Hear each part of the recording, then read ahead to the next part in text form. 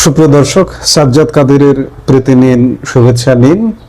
একটা খবর ছড়িয়ে পড়েছে পশ্চিমবঙ্গকে কেন্দ্র করে। এটি খবরের চেয়ে বলতে পারেন যে গুজব ছড়িয়ে পড়েছে যে পশ্চিমবঙ্গে নতুন বিজেপি সরকার দায়িত্ব নেওয়ার সাথে সাথে সেখানে গরু জবাই, গরুর মাংস বিপণন, বিক্রি করা নিষেধ করা হয়েছে, এমন আলাপই শুরু হয়েছে।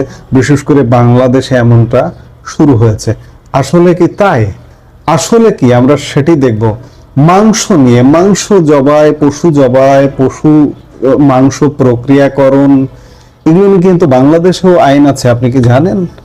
বাংলাদেশে একটা মিটলেস ডে আছে, সপ্তাহের একদিন মাংস মুক্ত দিন। এটি কি জানেন? এগুলোর প্রয়োগ নেই, তবে ঢাকা সিটিতে প্রয়োগ আছে। একদিন রবিবার মাংস জবাই কিন্তু ঢাকা শহরে হয় না, কিন্তু সারা বাংলাদেশে হয়তো এই নিয়মটা মানা হয় কিনা, সম্ভবত মানা হয় না। সারা বাংলাদেশে আপনি সপ্তাহের 7 দিনই মাংস পাবেন, কারণ আইন আছে, প্রয়োগ নেই, দেখার কেউ নেই। ঠিক তেমনি ভারতেও মাংস জবাই, পশু মাংস প্রক্রিয়াকরণ, বিপণন আইন আছে। পশ্চিমবঙ্গেও আইন আছে। গুজবটা কতটুকু গুজব আর সেখানে আসলে কি ঘটতে যাচ্ছে? পশ্চিমবঙ্গের রাজনীতিতে এখন আলোচনার কেন্দ্রবিন্দুতে গবাদি পশুর মাংস বিক্রি সংক্রান্ত সরকারের নতুন নির্দেশিকা। মুখ্যমন্ত্রী শুভেন্দু অধিকারীর নেতৃত্বাধীন বিজেপি সরকার গবাদি পশু জবাই এবং মাংস বিক্রি নিয়ে পুরনো একটি আইন নতুন করে বলবৎ করার নির্দেশ দিয়েছে। 1950 সালের এই আইনটি নিয়ে বর্তমান রাজ্য জুড়ে শুরু হয়েছে নানামুখী চর্চা। শুধু পশ্চিমবঙ্গ রাজ্য নয়, এটি বাংলাদেশেও চর্চা শুরু হয়ে গেছে। পশ্চিমবঙ্গ এমন একটি রাজ্য, আমরাও কলকাতায় গিয়ে প্রকাশ্যে সেখানে মাংস বিক্রি হতে দেখেছি। আপনি কলকাতার হোটেলে গিয়ে আপনি গরুর মাংস পাবেন বা পান। ধর্মাচার, যদি ধর্মাচারের কথা বলেন, সেখানে মসজিদে মাইকে আজান দেওয়া হয়, সব কিছু হয়। কিন্তু এই অপপ্রচারগুলো করে আসলে সাম্প্রদায়িক সম্প্রীতি নষ্টের, মুসলমানদের মধ্যে একটা আতঙ্ক তৈরি করার জন্য এগুলো আসলে করা হচ্ছে। পশ্চিমবঙ্গে 30% মুসলমান, কিন্তু পশ্চিমবঙ্গের জনগণ, মুসলিমরা সেখানে সংখ্যালঘু হলেও একটা বিশাল অংশ। কাজে মুসলিমদের এমন কোনো ক্ষতি হোক, বিজেপি আসুক আর যেই সরকারই আসুক না কেন, এমনটা করবে, এটি আসলে বিশ্বাস করাটা মানে গুজবকে বিশ্বাস করা। যাই হোক, পশ্চিমবঙ্গ এমন একটি রাজ্য যেখানে গবাদি পশুর মাংস বা গোমাংস বিক্রি বা খাওয়ার উপর কোনো আইনি নিষেধাজ্ঞা নেই। কিন্তু ভারতের অনেক জায়গা আছে, যেমন উত্তর ভারতের অনেক রাজ্যে এটি নিষিদ্ধ হলেও বাংলায় রেস্তোরাঁ থেকে শুরু করে সাধারণ বাজারে গোমাংস সহজলভ্য। তবে সাম্প্রতিক নির্দেশিকায় মুখ্যমন্ত্রী শুভেন্দু অধিকারী 1950 সালের প্রাণী সম্পদ সুরক্ষা আইন কঠোরভাবে মেনে চলার নির্দেশ দিয়েছেন। খেয়াল করুন, প্রাণী সম্পদ, কিন্তু এখানে শুধু গরুর মাংস নয়, খাসির মাংসের ক্ষেত্রেও, এমনকি অন্যান্য পশুর মাংসের ক্ষেত্রেও কিন্তু এই প্রাণী সম্পদ সুরক্ষা আইনটা আছে 1950 সাল থেকে। সেটি নতুন করে বলবৎ করার নির্দেশ দিয়েছে। বিজেপি সরকারের পক্ষ থেকে অভিযোগ করা হয়েছে যে এর আগে তৃণমূল কংগ্রেস সরকার ক্ষমতায় থাকাকালীন এই আইনটি কার্যকর করতে গড়িমসি করেছিল। এখন সেই আইনটিকে পুনরায় বলবৎ করতে জোর দেওয়া হচ্ছে, আর সেটিকে গুজব হিসেবে ছড়িয়ে দেওয়া হচ্ছে যে পশ্চিমবঙ্গে গরু জবাই নিষিদ্ধ, গরুর মাংস বিক্রি করা নিষিদ্ধ, হোটেলে পাওয়া যাবে না। আপনি কলকাতায় যান, গিয়ে হোটেলে খুঁজুন, যেসব হোটেলে গরুর মাংস পাওয়া যায়, পান কিনা তারপরে বলবেন, গুজবে কান দেবেন না। 1950 সালের প্রাণী সম্পদ সুরক্ষা আইনে আসলে ঠিকই বলা হয়েছে। আইন অনুযায়ী পশু বলতে সেখানে ষাঁড়, বলদ, গরু, বাছুর এবং মোষকে বোঝানো হয়েছে। নির্দেশিকায় যা বলা হয়েছে, 14 বছরের নিচে বয়স এমন কোনো গবাদি পশুকে বলি দেওয়া বা জবাই করা যাবে না। মাংস কাটার জন্য স্থানীয় কর্তৃপক্ষ বা প্রাণী সম্পদ মন্ত্রণালয়ের কর্মকর্তাদের লিখিত অনুমতি বাধ্যতামূলক।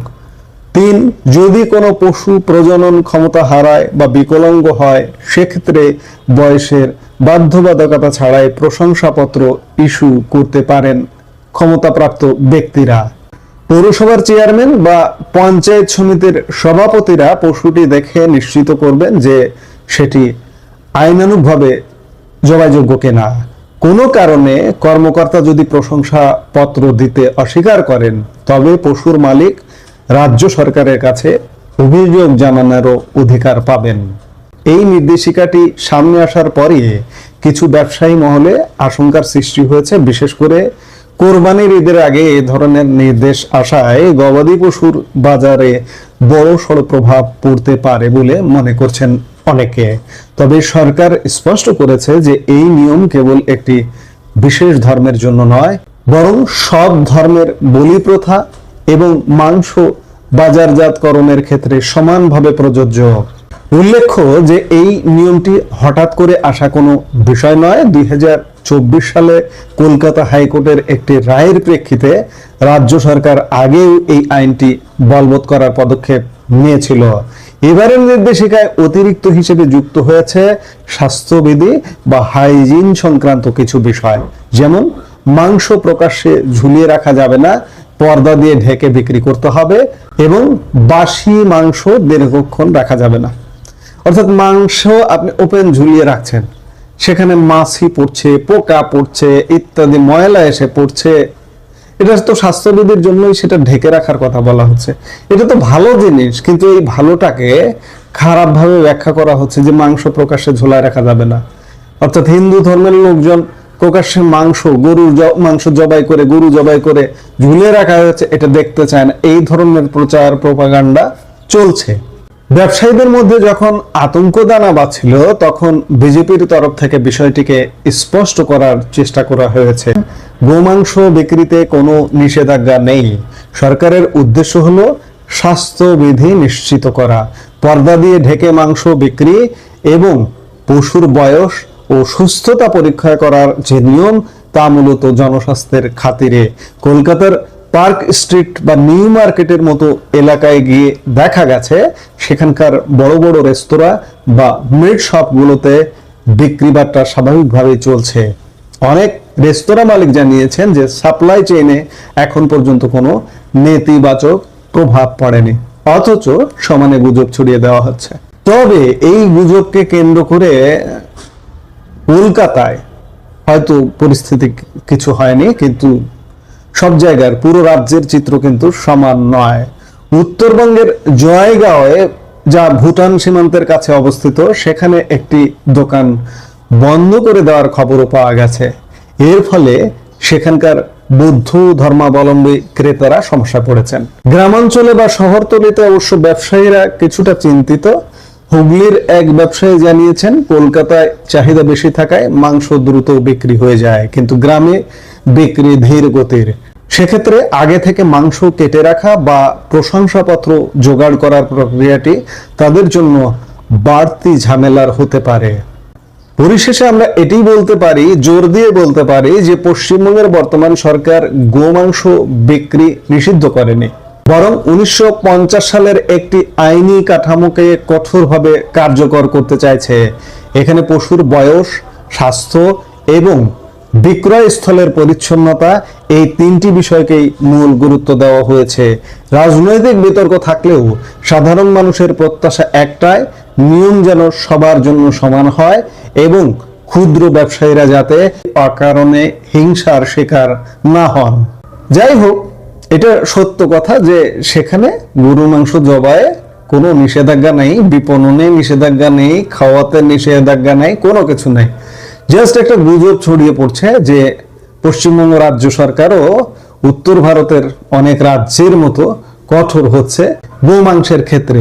কিন্তু শুধু গোমাংস নয়, কিন্তু এখানে মহিষ আছে, এখানে খাসি আছে, মানে সবকিছুর ক্ষেত্রে। এবং শুধু মুসলমানরা মাংস খাবে, জবাই দেবে তাই নয়, কোরবানি করবে, এমনকি হিন্দুরা যে বলি দেয়, পাঠা বলি দেয়, সেই বলিদানের ক্ষেত্রেও এই আইনটি প্রযোজ্য। গুজব নয়, আমরা সত্যটা জানি, এটাই আমাদের প্রত্যাশা। এই মুহূর্তের ভিডিও থেকে বিদায় নিতে চাইছি। সবাই ভালো থাকুন, সুস্থ থাকুন, দেখা হবে পরবর্তী ভিডিওতে। আমাদের